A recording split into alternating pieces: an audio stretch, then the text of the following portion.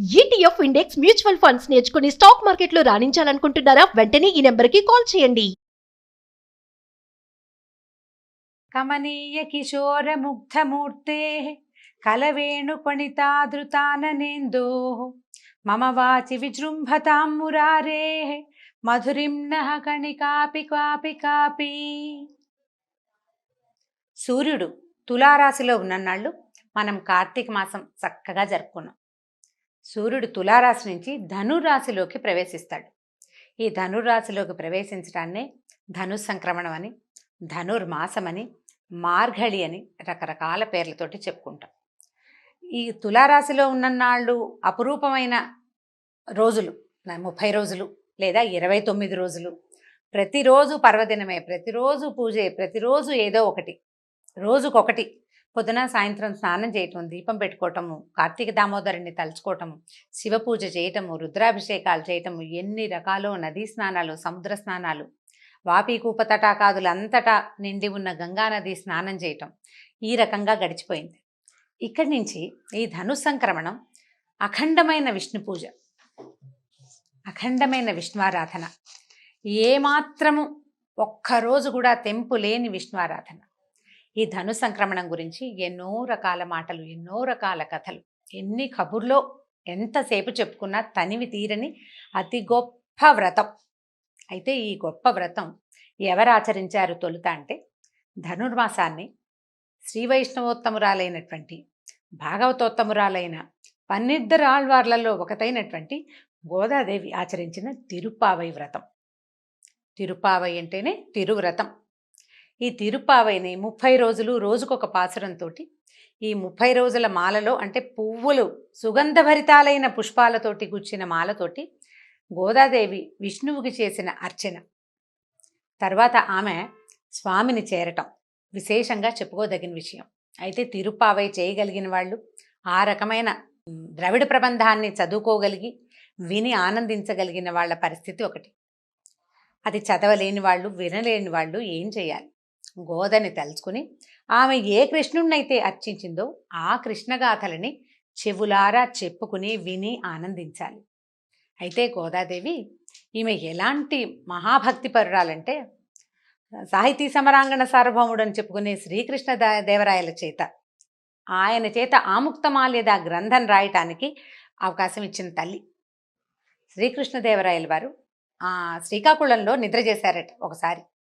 నిద్ర చేస్తే, అది కూడా ఆంధ్ర మహావిష్ణువు దేవాలయం వద్ద నిద్ర చేస్తే ఆయనకి కలలో తెలిసిందట, ఇది వరకు తను విడిచిన మాల ఇచ్చిన ఒక చిన్నది ఉంది శ్రీరంగం దగ్గరలో, ఆమెని గురించిన గ్రంథం రాయి తెలుగులో రాయమని స్వామివారు స్వయంగా ఆజ్ఞించారని, ఆ తర్వాతే ఆయన ఆముక్తమాల్యద గ్రంథం రాశారని అంటారు. ఆముక్తమాల్యద అంటే విడిచి ఇచ్చిన మాల కలది, తను ధరించి ఆ మాలని భగవంతునికి సమర్పించినటువంటి మహాతల్లి గోదాదేవి. ఆమె గురించి చెప్పుకోవటం, ఆమె గురించి, ఆమె చేసిన పూజ, ఆమె ఏ రకంగా అయితే భగవంతుని చేరడానికి ప్రయత్నం చేసిందో అదే రకమైన ప్రయత్నాన్ని చేయగలగటం మన అదృష్టం, మనకి భగవంతుడు ఇచ్చిన అవకాశం. సోషల్ మీడియా వల్ల చాలా రకాల మంచి అవకాశాలు దొరుకుతాయండి. చిన్న చిన్న ఇబ్బందులున్నా ఈ సదవకాశాన్ని తప్పకుండా అందరూ వినియోగించుకోవాలి. అయితే శ్రీ తిరుమల తిరుపతి దేవస్థానం కలియుగ వైకుంఠంగా చెప్పబడుతుంది. అక్కడ కూడా ఈ నెల రోజుల పాటు ఈ తిరుప్పావైనే మన సుప్రభాతానికి మారుగా తిరుప్పావయ్యే చదువుతారు. ఈ నెల రోజులు తెల్లవారుజామునే స్వామికి సుప్రభాత సేవ చేస్తారు కదా, లేక ఈ సుప్రభాతం బదులు తిరుప్పావైనే చదువుతారట. అక్కడి నుంచి అమ్మవారు ధరించిన మాలని శ్రీరంగం నుంచి తెచ్చి ఈ స్వామివారికి ధరింపజేస్తారట. ఈ రోజుల్లో ధనుర్మాసంలో అయ్యవారు ఊరేగేటప్పుడు తులసిమాల ధరించి చిలుకని చేతబట్టి ఊరేగుతారట మలయప్ప స్వామివారు కూడా. అంత విశేషమైన భక్తాగ్రగణ్యురాలు. ఆమెను గురించి తలుచుకుంటూ భాగవతాన్ని మొదలు పెడదాం. అయితే ఈ భాగవతం ఏంటంటే పూర్తిగా కృష్ణగాథలే చెప్పుకోవాలి మనం. భాగవతం అంటే భగవత్ సంబంధమైంది కదా. అందులో 10వ స్కంధం కృష్ణ జననం. శ్రీకృష్ణుడు ఎక్కడ పుట్టాడు, ఎలా పెరిగాడు, ఏ బాల్య క్రీడలతోటి తన చుట్టూతా ఉన్న ప్రపంచాన్ని మోహింపజేశాడు, ఆ కథల్ని రోజుకొకటిగా చెప్పుకుందాం. ఇలాంటి దివ్య క్షణాలలో, ఇలాంటి ప్రత్యేకమైన రోజులలో భాగవతం వినగలగటం అద్భుతమైన అవకాశం. అందరూ ఈ అవకాశాన్ని తీసుకుని ఈ భాగవత రసామృతాన్ని చెవులారా ఆస్వాదిస్తారని అనుకుంటున్నాను. అయితే నేను మొట్టమొదటి చదివిన శ్లోకం శ్రీకృష్ణుడి యొక్క అమృతమయమైన వాక్కులలో, అమృతమయమైన దృక్కులలో, అమృతమయమైన ఆయన యొక్క వేణుగాన అమృతంలో ఒక్క చుక్కైన ఆ తీపి నా మాటల్లోకి వచ్చి చేరాలని కోరుకుంటున్నాను. ఇది లీలాశుకులు రచించిన శ్రీ కృష్ణలీలా తరంగిణిలోని శ్లోకం. వీలు వెంబడి రోజు ఒక ప్రార్థనా శ్లోకం కృష్ణలీలా తరంగిణి నుంచే తీసుకుందాం. సరే చూద్దాం. అయితే ఈ భాగవతాన్ని ఎవరెవరికి చెప్పారంటే వ్యాసుల వారు రచించారు. వారి కుమారుడైనటువంటి శుకుడు పరీక్షిత్ మహారాజుకి ఆయన యొక్క మరణాసన్న క్షణాలలో ఆయనకి శాపం తగిలింది. ఆ శాపం మళ్లించటానికి ఏ అవకాశం ఉందా ప్రయత్నం చేసి చూద్దాం అనుకున్నారు. ఆయన ఒక చోట రక్షణగా ఆయనని ఉంచి భాగవతం వినడం ఆ ప్రక్రియని మొదలుపెట్టారు. ఈ భాగవతాన్ని శుకులే ఈయనకి తెలియజేశారు పరీక్షిత్తుకి. ఆ సమయంలో పరీక్షిత్ మహారాజు యదువంశం గురించి, శ్రీకృష్ణ జన్మ గురించి ఆయన ప్రశ్నిస్తే ఆయన ప్రశ్నకి అనుగుణంగా శుకుల వారు ఈ సమాధానాన్ని చెప్తూ ఇట్లా కథ మొదలవుతుంది. శ్రీమద్ భాగవతమే డైరెక్ట్గా అందులో నుంచే చదువుకుందామండి. వేరే కొత్తదేది తీసుకురాకుండా వ్యాసుల వారిని అనుసరించే భాగవత కథలోకి వెళ్దాం మనం. అయితే ఈ శుకుడు యదువంశాల గురించి చెప్పారు. ఆహుకుడు అనే యాదవరాజుకి దేవకుడు, ఉగ్రసేనుడు అని 2 కుమారులు ఉన్నారట. అయితే దేవకుడికి 4 కుమారులు, 7 కుమార్తెలు ఉన్నారు. వాళ్లలో చిట్ట చివరిది దేవకీదేవి. అయితే ఉగ్రసేనుడికి కంసుడు, న్యగ్రోధుడు, కంకుడు మొదలైన 9 మంది కొడుకులను, 5 కుమార్తెలు ఉన్నారు. అదే కాలంలో శూరుడు అనే రాజుగారికి మారిష అనే భార్య ఉండేది. వాళ్ళకి వసుదేవుడు మొదలైన 10 మంది కుమారులు కలిగారు. అయితే ఈ రాజుగారి కుమారుడైనటువంటి వసుదేవుడు పుట్టినప్పుడు భవిష్యత్తులో ఇతడు విష్ణువుకి తండ్రి కాబోతాడని ఆకాశం నుంచి తప్పెట్లు, భేరీలు, దుందుభులు వాటంతటా అవే మోగినాయట. ఆనక దుందుభి అని పేరు పెట్టేవారట. అందరూ ఆయన అట్లా పిలిచేవారు. ఆ పిల్లవాడు జన్మించంగానే ఈయన విష్ణువుకి తండ్రి కాబోతున్నాడు అని ముందుగానే తెలిసిందట. ఈయన మహానుభావుడు, ఇలాంటి ధన్యాత్ముడని ముందు ఆయన పుట్టినప్పుడే తెలిసింది. ఈ ఆనక దుందుభిగా పేరు పొందినటువంటి వసుదేవుడికి మన దేవకీదేవినిచ్చి వివాహం చేశారు. వసుదేవుడు కాకుండా ఆయనకి ఇంకా 10 మంది, మొత్తం 9 మంది మగపిల్లలు ఉన్నారు. వాళ్ళకి 5 అమ్మాయిలు కూడా ఉన్నారు. వీళ్ళెవరట? పృథ, శృతదేవ, శృతకీర్తి, శృతశ్రవ, రాజాధిదేవి అనేవాళ్ళు. అయితే వీళ్లలో పృథ అనే అమ్మాయిని ఈయన సూర్యుడి యొక్క స్నేహితుడైన కుంతిభోజుడికి పెంపకానికి ఇచ్చారు. కుంతిభోజుడి చేత పెంచబడింది కాబట్టి ఆమె కుంతి అయిందట. ఆమె పాండవుల తల్లి, శ్రీకృష్ణుడికి స్వయాన మేనత్త. అక్కడి నుంచి సూర్యుని యొక్క మరో కుమార్తె శృతదేవ, ఆమెని కరుష దేశాధిపతికి ఇచ్చారు. వీళ్లకు ఒక కుమారుడు కలిగాడు. అతను ఎవరంటే ఈ సనక సనందనాదుల శాపానికి గురైనటువంటి విష్ణు పార్షదులైన జయ విజయుల్లో ఒకడైన విజయుడు ముందు జన్మలో హిరణ్యాక్షుడిగా పుట్టి ఈ జన్మలో దంతవక్త్రుడుగా జన్మించాడట. తర్వాత సూర్యుని మరో కుమార్తె శృతశ్రవని చేది అయిన రాజుగారికి ఇచ్చారు, చేది దేశాధిపతికి ఇచ్చారు. వాళ్ల కుమారుడే చైద్యుడని, శిశుపాలుడని చెప్పబడతాడు. ఇతను శాపావసానంలోకి చివరి 3వ జన్మగా ఎత్తినటువంటి సనక సనందనాదుల శాపంలో చివరి శాపాన్ని పొందినటువంటి ఆ విష్ణు పార్షదుడు. జయ విజయులిద్దరూ, ఒకడు దంతవక్త్రుడుగాను, ఇంకొకడు శిశుపాలుడుగాను శ్రీకృష్ణుడు జన్మించిన కాలంలోనే స్వయాన అతనికి మేనత్తలకి కుమారులుగా జన్మించారు వాళ్ళిద్దరు. ఇప్పుడు వసుదేవుడు ఏం చేశారట? 7 కుమార్తెలు, దేవకుని 7 కుమార్తెల్ని పెళ్లి చేసుకున్నాడు. వీళ్ళు కాకుండా కూడా ఇంకా ఆయనకి భార్యలు ఉన్నారు. ఆ రోజుల్లో ఎక్కువ మంది భార్యలు ఉండటం చాలా సహజమైన సంగతి కదా. పౌరవి, రోహిణి, భద్ర, మదిర, రోచన ఇలా అనే భార్యలు కూడా ఉన్నారట. వీళ్ళకి సరే ఈ దేవిని వివాహం చేసుకున్నారు. ఈ వివాహం చేసుకున్న కాలంలో ఏమైందట? అమ్మాయికి పెళ్ళయింది. ఈ రాజుగారు వాళ్ళకి ఇతోధికంగా అమ్మాయికి బోల్డంత సంపదలు అవి ఇచ్చి పంపించారు. ఈ బాబాయ్ కూతురు అంటే పెత్తండ్రి కుమార్తె అయినటువంటి దేవకీదేవి ఆ ఆఖరి పిల్ల కావటం వల్ల కంసుడికి ఆమె అంటే చాలా ప్రీతట. చిన్నప్పటి నుంచి చాలా ఇష్టం అనమాట. ఈ చాలా ఇష్టమైతే ఏమైంది, ఆయన ఏం చేశాడు? స్వయంగా ఆ అమ్మాయి వివాహం అయినప్పుడు నేను ఈ పిల్లని నేనే అత్తారింటికి సాగనంపుతానని తీసుకుని బయలుదేరాడట. అయితే ఈ బయలుదేరిన దానికి ముందు ఏం చెప్తున్నారంటే, ఈ కృష్ణావతారం ఎందుకు వచ్చింది, ఎందుకు కృష్ణుడు భూమి మీద జన్మించాడు అని పరీక్షిత్ మహారాజు అడిగితే సుఖ మహర్షి ఇలా చెప్తున్నారు. అనేక మంది రాక్షసులు భూలోకంలో రాజులుగా పుట్టారు. పాపాత్ములై ప్రవర్తించారు. వాళ్ళ దుశ్చర్యలని ఎవ్వరూ అడ్డుకోలేకపోయేవాళ్ళు. అయితే భూమి ఈ భారం నేను మొయ్యలేకపోతున్నానని బ్రహ్మదేవుడి దగ్గరికి వెళ్ళి మొరపెట్టుకుందట. భూదేవికి, తల్లికి పిల్లల భారమా? భూమికి ఎవరూ భారం కాదు.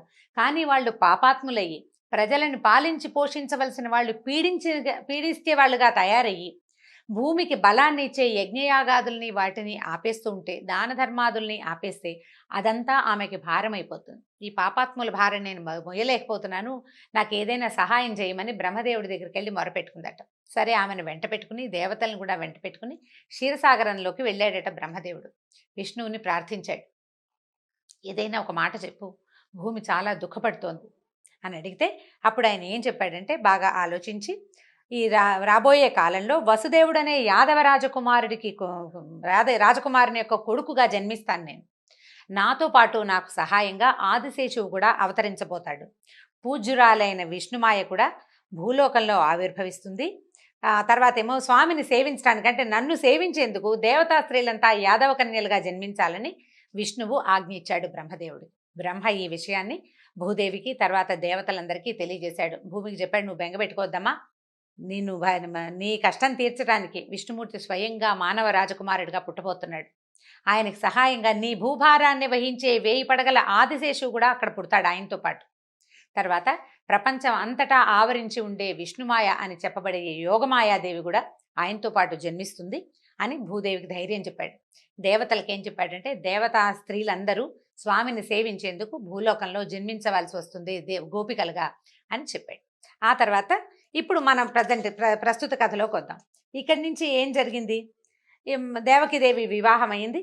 వివాహం అవ్వగానే ఈయన అమ్మాయిని అత్తవారింట్లో దింపడానికి ఆమెకి ఇచ్చినటువంటి కొన్ని వేల మంది సేవకులతోటి, వెండి బంగారాలతోటి, గోవులు, అశ్వాలు, ఏనుగులతోటి, అపరిమితమైన వాత్సల్యంతో ఈ కంసుడు బయలుదేరాడట. బయలుదేరి మంగళవాద్యాలు మిన్నంటుతూ పెద్ద ఘోషగా వినపడుతున్నాయి. ఆడపిల్లని పంపిస్తుంటే వినిపిస్తాయి కదా. ఆ వస్తూ ఉండగా ఏమైంది, ఆకాశంలోంచి ఒక శబ్దం వినపడిందట. ఓరి కంస, నీ సోదరిని అత్తవారింట్లో దింపడానికి అట్టహాసంగా బయలుదేరావు. నీకు తెలుసో తెలీదో, ఈమె గర్భాన జన్మించే 8వ వాడు నిన్ను సంహరిస్తాడు. ఆ విషయం తెలియక నువ్వు అవివేకిగా ఇలా సంచరిస్తున్నావు అని వినపడింది. వినపడంగానే కంసుడు సహజంగానే చాలా ధూర్తుడు. ముందు వెనకలు ఆలోచించేవాడు కాదు. వెంటనే ఈ ఉదుటున రథాన్ని వదిలేశాడు. సారథ్యం చేస్తున్నవాడు కళ్ళాలు వదిలేశాడు. ఉవ్వెత్తున లేచి నిలబడ్డాడు. రథం నుంచి దూకాడు. చెల్లెల్ని జుట్టుపుచ్చుకుని కిందకి లాగేశాడు. ఈమె కొడుకు నా మరణానికి కారణమవుతాడు. తన మరణం అని వినంగానే వివేకం మర్చిపోయాడు. సావు భయం వ్యక్తులకు అట్లా ఉంటుంది. దాంతో ఈ జుట్టు పట్టుకుని లాగేశాడు. కత్తెత్తాడు అమ్మాయిని చంపేయటానికి. వసుదేవుడు అప్పుడే వివాహం అయింది. ఆయనకి కొంతమంది భార్యలు ఉన్నారు, కానీ ఆయన మహాబుద్ధిశాలి, మెత్తటివాడు.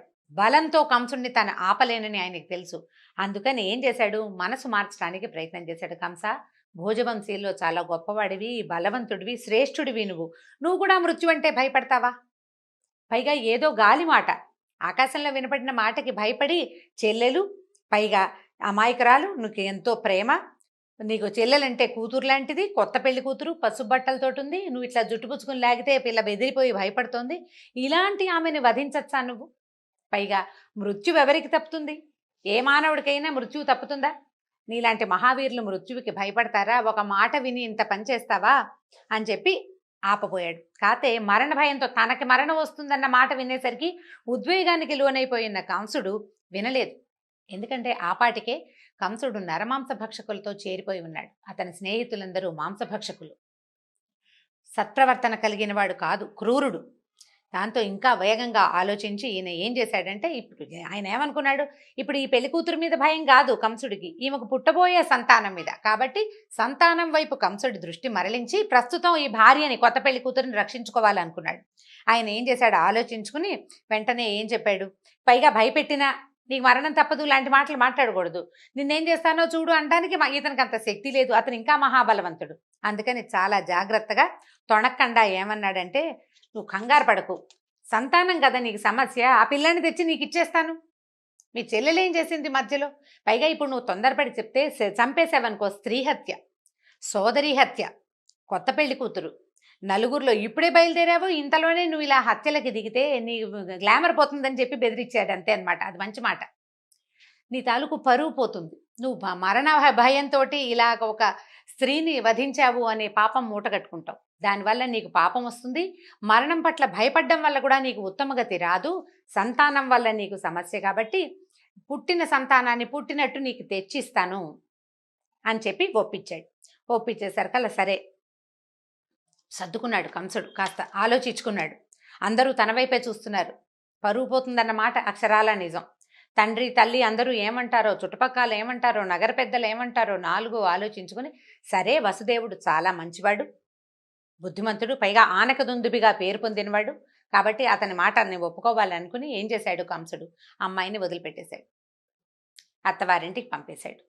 దేవకిదేవి వసుదేవుడు వాళ్ళ ఇంటికి వెళ్ళిపోయారు. కంసుడు స్థిమితపడి మళ్ళీ తన పని చూసుకున్నాడు. ఇంకా కొంతకాలం జరిగిన తర్వాత ఈ మన దేవకీదేవికి మొట్టమొదట ఒక కుమారుడు పుట్టాడు, కీర్తిమంతుడనే పిల్లవాడు. అయితే ఈ వసుదేవుడు ఏం చేశాడు, అన్న మాట ప్రకారం పిల్లవాడిని తీసుకొచ్చి కంసుడికి అప్పచెప్పాడు. అప్పటికి కంసుడికి భయము తగ్గిపోయింది. మనం వినగానే ఒక కంగారు వస్తుంది, ఉద్వేగం వస్తుంది వ్యక్తులకి. కొంతకాలం గడిచేసరికల్లా ఏమవుతుందిలే, ఏదో ఆకాశంలో వినపడింది, ఏమవుతుంది అని కొంచెం కాస్త నిదానించాడు. పైగా అష్టమ గర్భం తన మరణానికి కారణమవుతుందని తెలుసుకున్నాడు. దీంతో ఏం అవ్వదు అని అనుకుని ఏం చేశాడంటే, మొదటి పిల్లాడి చోట ఏముంది, 8వ పిల్లాడు కదా బావా, అప్పుడు తీసుకుందాంలే, అప్పుడు చూద్దాంలే, నువ్వు పిల్లవాడిని తీసుకెళ్ళిపోమని పిల్లాడిని వసుదేవుడికి ఇచ్చి పంపించేశాడు. ఈ వెనక్కి వెళ్ళాడు కానీ వసుదేవుడు ఈయన్ని నమ్మల, కంసుడిని నమ్మలేదు. వీడి బుద్ధి ఏ క్షణాన్ని ఎటు తిరుగుతుందో తెలీదు. వాళ్ళ చంపేస్తానన్నవాడు ఇవాళ సర్దుకున్నాడు, ఇవాళ పంపేసిన వాడు రేపు మళ్ళీ రమ్మంటాడేమో తెలీదు అని ఆ భయంతో మెల్లిగా ఇల్లు చేరాడు వసుదేవుడు. ఇంతలో నారద మహర్షి కంసుడి దగ్గరకు వచ్చాడు. వచ్చి ఏం చెప్పాడంటే, 8వ పిల్లవాడు నీ మరణానికి కారణమవుతాడు, ముందు పుట్టిన 7గురిని గనక ఉంచితే వాళ్ళు 7గురు సహాయం చేయరాని వాడికి, కాబట్టి ఇది తెలివైన పని కాదని, అస్సలు శత్రుశేషం ఉంచకూడదని ఖచ్చితంగా చెప్పాడు. పైగా ఇంకా ఏం చెప్పాడంటే, నందుడు గోకులంలో ఉన్న వాళ్ళందరూ, నందుడు నీకు అక్కడ గోకులాలు ఉన్నాయా, వాట్లలో ఉన్న వాళ్ళు యాదవులు, వాళ్ళ స్త్రీలు అందరూ మానవ రూపంలో ఉన్న దేవతలు, రాక్షస సంహారం కోసం విష్ణువే దేవతల్ని ఈ రూపంలో పంపాడు.